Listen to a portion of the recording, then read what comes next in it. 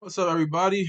It's your boy Bob, big Bengals fan, big NFL fan, and I'm gonna give you my take on the Texans versus Titans game coming up on Saturday in this Week 15 matchup.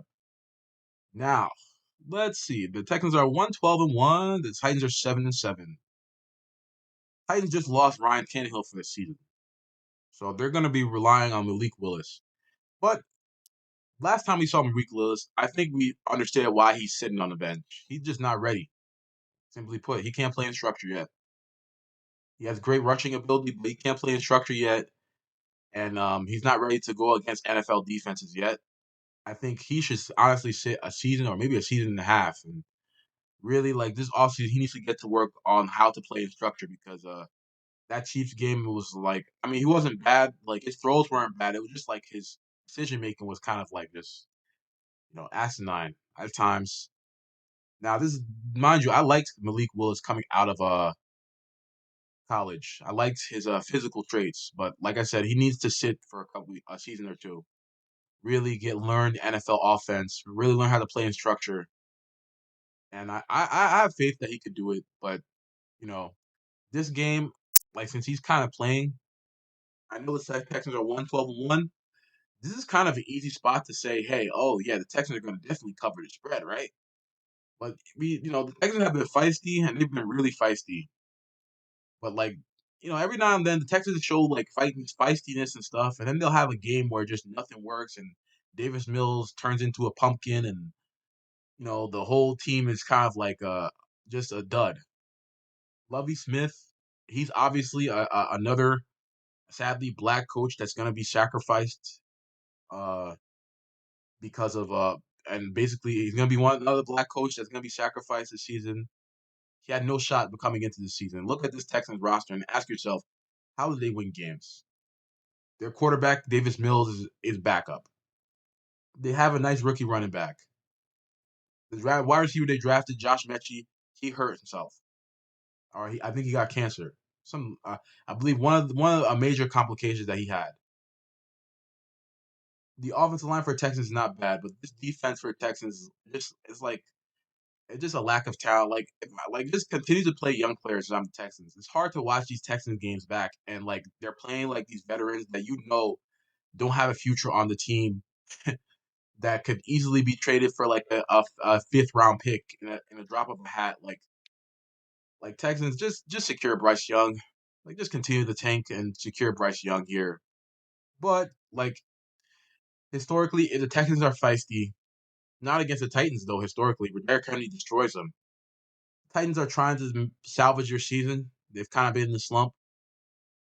The Jaguars are gaining really major ground on them, and the Jaguars control their own destiny right now. So if I'm if I'm picking this game, my head obviously logically says the Titans, but with the way the Titans have been slumping ever since their GM got fired because of AJ Brown kind of like taking this franchise's lunch money and kind of breaking them in that game against the Titans and Eagles a couple weeks back ago, I would pick I wouldn't be surprised if the Texans pulled off the upset here. Even though they shouldn't, I think they should continue to tank and secure Bryce Young. No point of trying, like at this point. I understand you want to put some momentum next season, but this team's probably going to look completely different outside of the young players on this roster next season. Like all the veterans are probably going to be gone or released. The coach is obviously going to be fired, and they're probably going to who they're going to bring in the Josh McCown dude.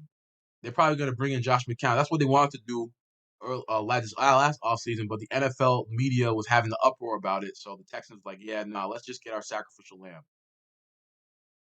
And I don't know if you can hear in my voice, I do not like this Texans organization. I think their owner is personal views aside. I think their owner is an asshole. The Jack Easterby, apparently he's taken the Jack Easterby. He's this guy.